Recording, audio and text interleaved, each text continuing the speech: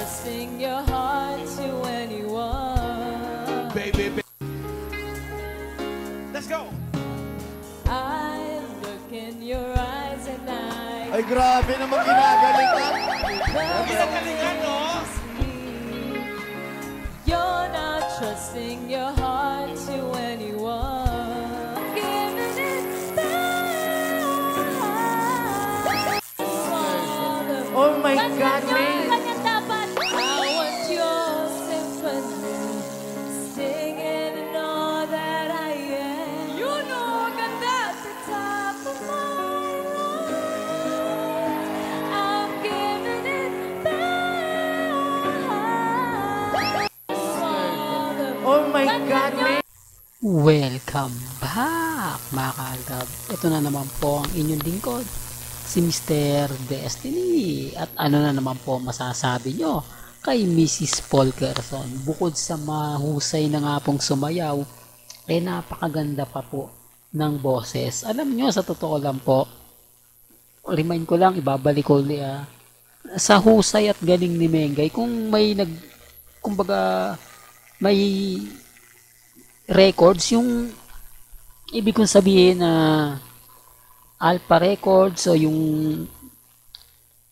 Viva Records, yung kumuha kay Mengay. Kasi kaya lang po mga kaaldab, si Mengay, tinanggal siya sa Universal Records. Nakagawa lang po siya ng 2 kanta. Pero million views yun mga kaaldab. 2 lang kanta yung ginawa niya, pero talagang sumikat ng husto. At talagang pinag-usapan at pinagpiestahan. The real talk to mga kaaldab.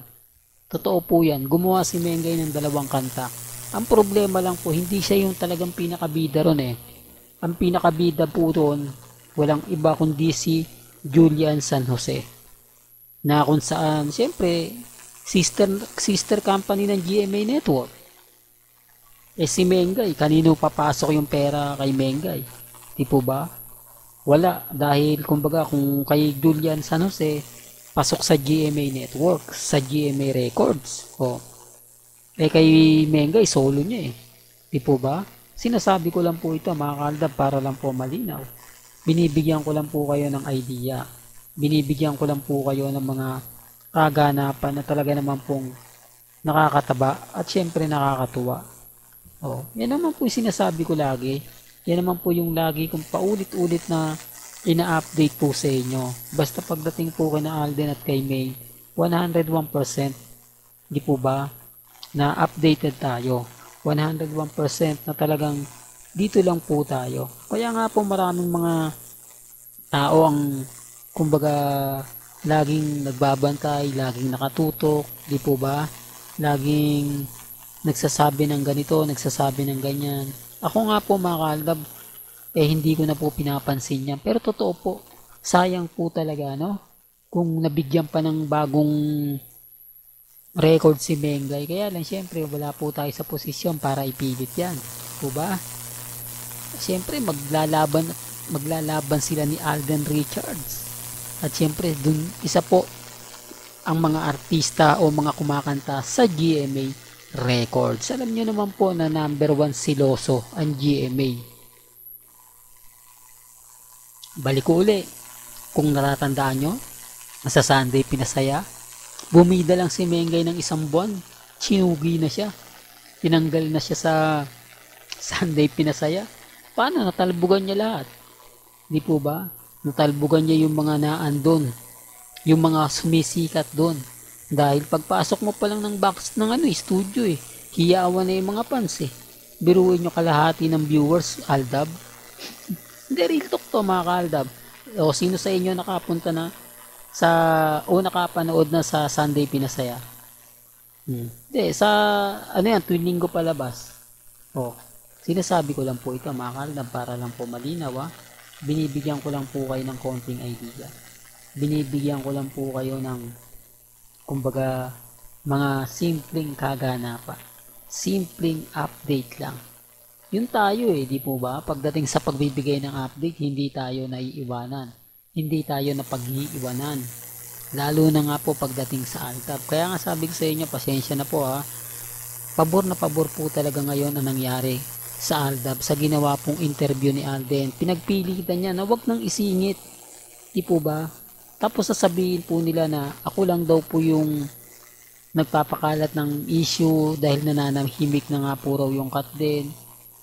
Ako nga po pinapagalitan ng kapwa Aldab ko kapag binabanggit ko yan, lalo na po si Congressman Arjo. Kaya lang ako lang po yung tipo na kumbaga nabibigay lang ng balita. Kasi kung ano po yung mga nasasagap natin sa Instagram, sa Twitter, sa Facebook, sa mga website, sa mga kumbaga Philippine Star ngayon, sa dyaryo, talagang yun lang naman po yung inahatid natin para maging aware din po sila.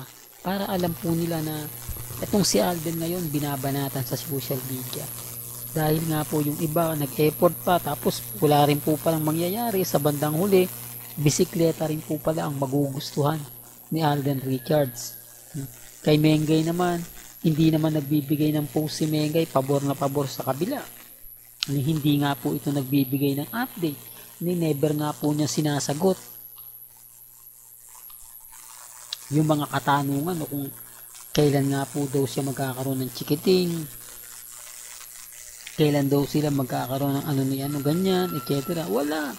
So, kaya nga sabi ko sa inyo yung mga nagpapakalat po ng mga maling impormasyon, bitter lang po talaga sila. Hindi lang po nila matanggap o talagang hindi nila kayang tanggapin na Aldab pa rin po malakas.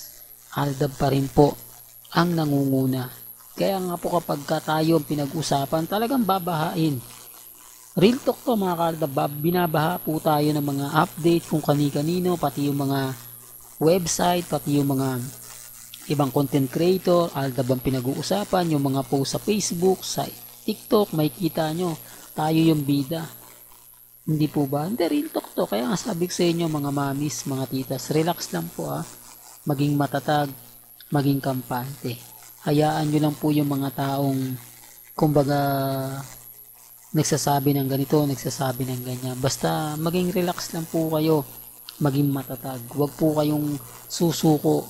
Hayaan nyo lang po sila kasi sabi ko nga po sa bandang huli tayo pa rin po naman ang panalo.